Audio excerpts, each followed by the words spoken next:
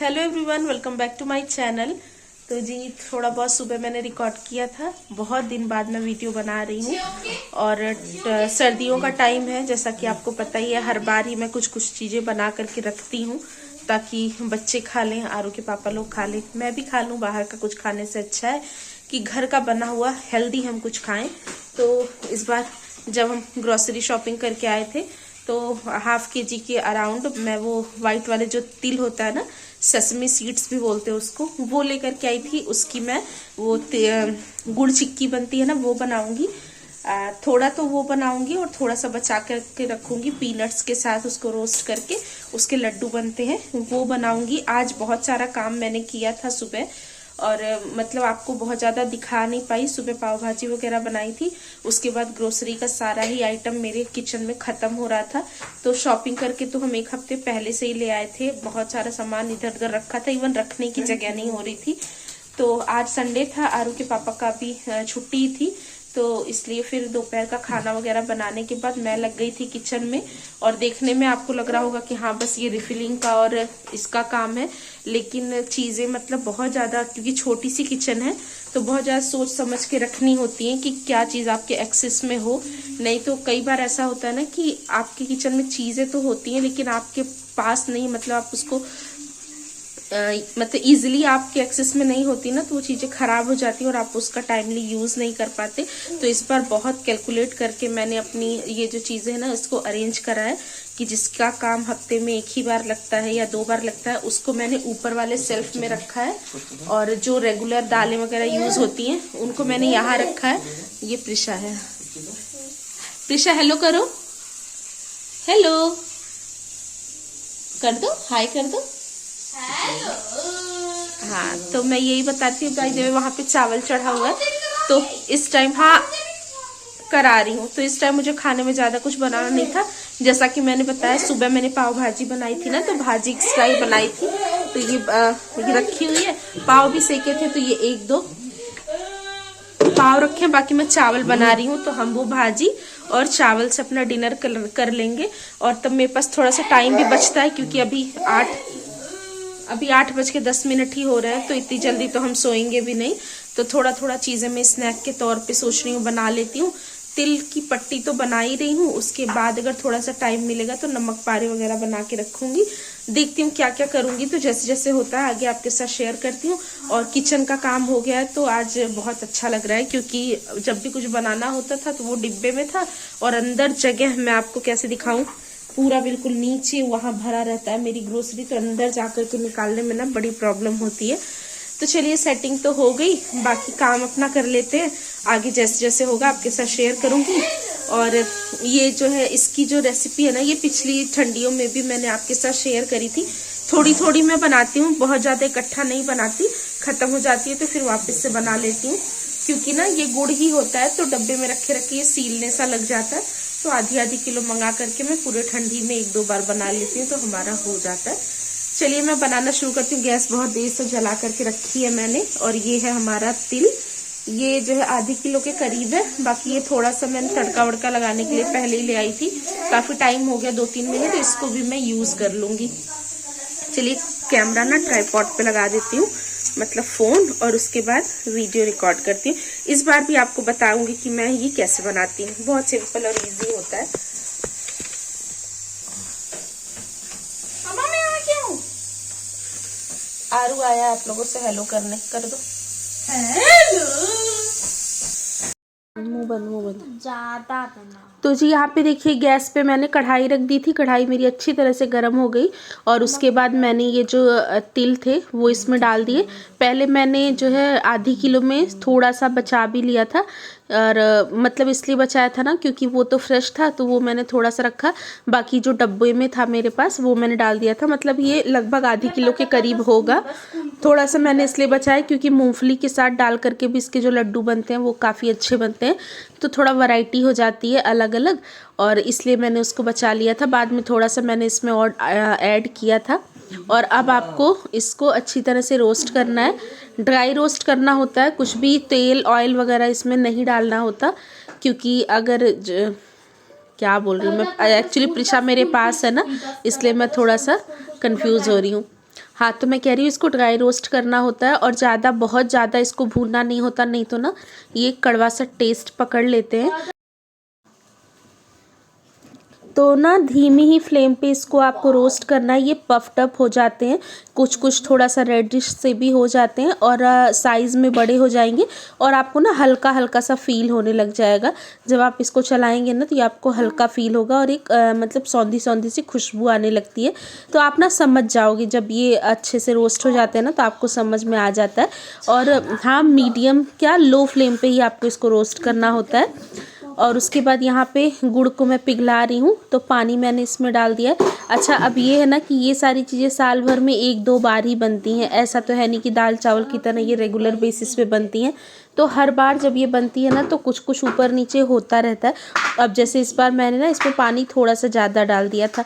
पानी जस्ट इसलिए डाला जाता है ताकि ये जले ना गुड़, और जब तक गुड़ पिघले तब तक पानी के कांटेक्ट में रहे, तो उसमें जैसे जलने वाला फ्लेवर ना आए।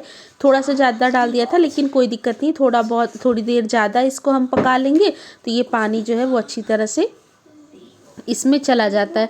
अच्छा, हर बार मैं ना हमारे गांव का जो गुड़ आता है घर से, उस वाले गुड़ से बनाती हूँ, तो मुझे उसका ही अंदाज़ा था। ये वाला गुड़ ना ये हम यहाँ से ख़रीद के लाए थे, क्योंकि गांव से गुड़ इस बार आया तो है लेकिन थोड़ा बहुत ही है, तो वो खाने में ही हम ऐसे रेगुलर यूज़ करते हैं क्योंकि आरू खाता है उसको। तो ये सारी चीज़ें बनाने के लिए फिर मैं यहीं से गुड़ ले लेती हूँ, क्योंकि ऐसे डायरेक्ट खाने के लिए ना जो यहाँ का गुड़ होता है उसका टेस्ट हमें अच्छा नहीं लगता, लेकिन हाँ ये सारी चीज़ें बनाने के लिए ठीक होता है। तो ये मुझे जैसे ऐसा फील हुआ कि कम मीठा था, या पता नहीं, मुझे शक है ऐसे, पता नहीं। तो मैंने जितना डाला था ना उससे थोड़ा हल्का सा टेस्ट इसका आ रहा था, और कलर भी हमारे गांव की गुड़ से ना इसका लाइट ही था। लेकिन हाँ, ये कि एक बार बनाने से अंदाज़ा फिर आपको लग जाता है।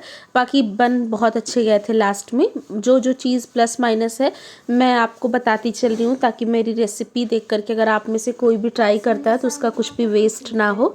और इसको खूब अच्छी तरह से आपको चलाते रहना है। इसका एक टेस्ट करते हैं, जैसे कटोरी में पानी लेकर के आप डाल दो, तो ये अभी ना नहीं हुआ है क्योंकि ये अपनी जगह से हिल जा रहा है, तो ये नहीं हुआ है।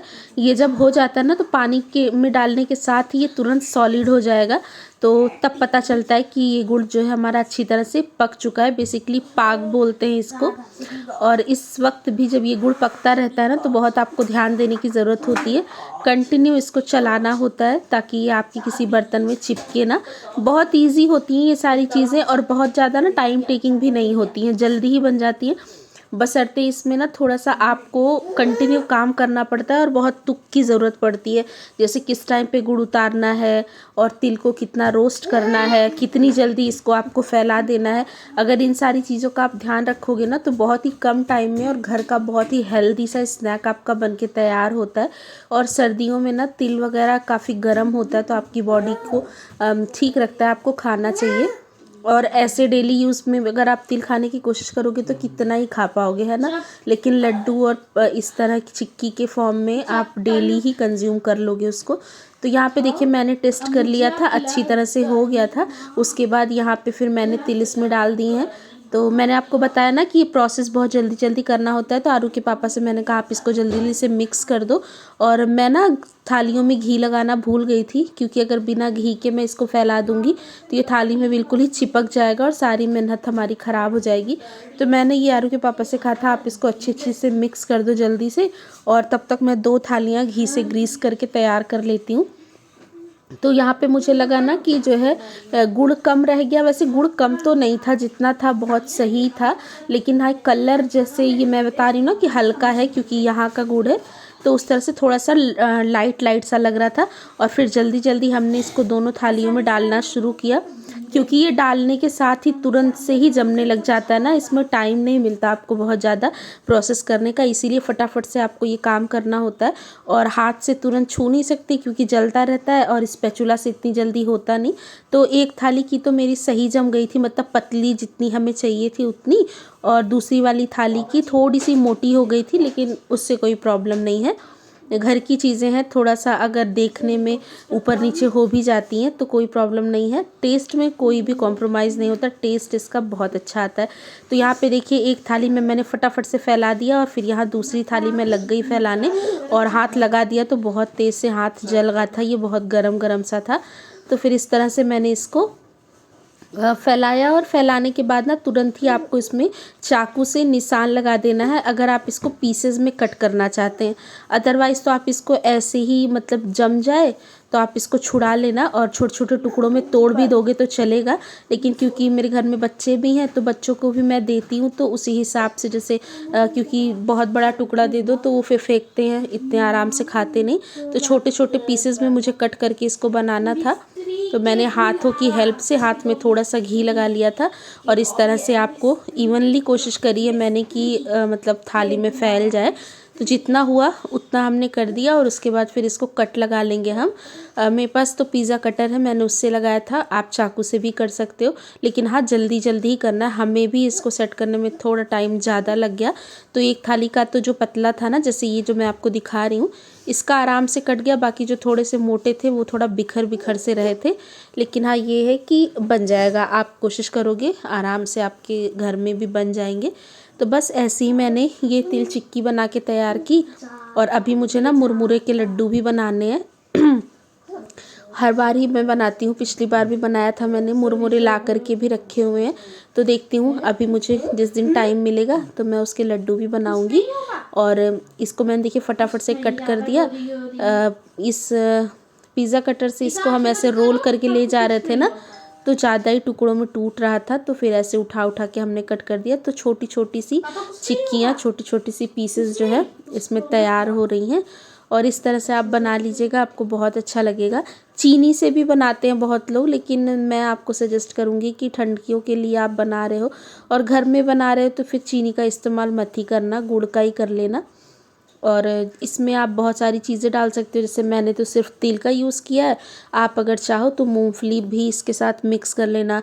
और ड्राई फ्रूट्स में जो भी आप चाहते हो, जैसे कैश्यूज़ हो गए, पीनट्स हो गई और आलमंड्स हो गए, वो सारी चीज़ें ड्राई रोस्ट करके थोड़ा सा मिक्सर ग्राइंडर में उसको घुमा लेना और उसके बाद इसमें मिक्स कर देना। तो जितना ज़्यादा हेल्दी आप इसको बनाना चाहो उतना ज़्यादा हेल्दी आप बना सकते हो। इवन अलसी के बीज वगैरह जो आते हैं ना, वो भी आप चाहो तो इसमें डाल सकते हो। लेकिन क्योंकि मेरा आरू भी खाता है तो मैं बहुत ज़्यादा इसका टेस्ट मतलब ऐसा नहीं करना चाह रही थी जो बहुत डोमिनेटिंग हो जाए, तो इसीलिए मैंने इसको ऐसे सिंपल सा ही रखा है। और बन के तैयार हो चुका है चिक्की। और शेप पे मैं फिर से कह रही हूँ कि बिल्कुल मत जाइएगा, टेस्ट पे जाइएगा, टेस्ट बहुत अच्छा आता है इसका। आप बना करके ट्राई करना। मैंने तो अपनी ठंडियों का जुगाड़ कर लिया है और अपने बच्चे को टेस्ट भी करा दिया है, तो सबने इसको पास भी कर दिया। आरू के पापा को भी पसंद आई, आरू को भी पसंद आई।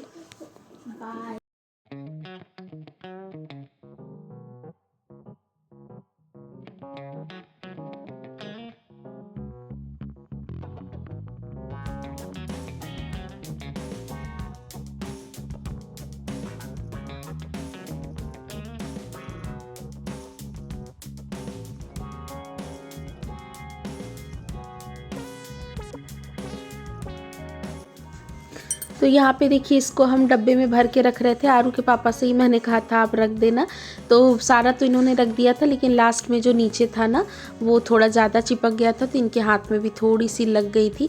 तो आप ना इसको ऐसे कर लेना, जैसे थाली में अगर आपको लगता है कि चिपक गया है, निकल नहीं रहा है, तो फ्लेम के ऊपर ना बिल्कुल 1 सेकंड के लिए थाली रख दोगे तो बहुत ईजिली निकल जाएगा।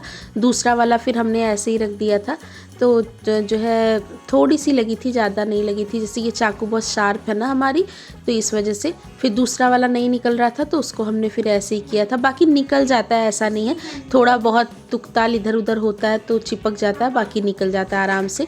क्योंकि मैंने ग्रीस भी जल्दी जल्दी किया था ना, तो घी शायद अच्छी तरह से सब तरफ लग नहीं पाया।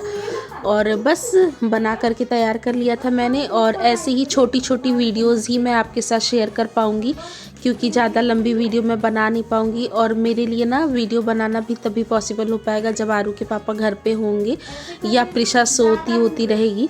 तो थोड़े दिन तो ऐसे ही थोड़ा सा इर्रेगुलर, थोड़े छोटे छोटे गैप पे आपको छोटी छोटी क्लिप्स मेरी मिलती रहेंगी। तो आप उसको लाइक कर दीजिएगा वीडियो को। चैनल पे नए होंगे तो सब्सक्राइब कर दीजिएगा। बाकी मैं अपनी तरफ से पूरी कोशिश करूँगी कि जितना भी जो भी आपको दिखा पाऊँ उतना कर दूँ, क्योंकि जो है मेरा खुद मुझे ऐसा लगता है कि इतनी मेहनत करके मैंने 5000 सब्सक्राइबर गेन किए थे, धीरे धीरे सब ख़त्म ही हो रहा है। तो चलिए मिलती हूँ आपसे अपनी नेक्स्ट वीडियो में, तब तक के लिए रखिएगा आप अपना और अपने घर वालों का बहुत सारा ख्याल। Guys take care and bye bye. क्या कर रही हो? हाँ, खड़ी हो। क्या कर रही हो? सॉरी बोलो, बाय करो, बाय बाय बाय इसको।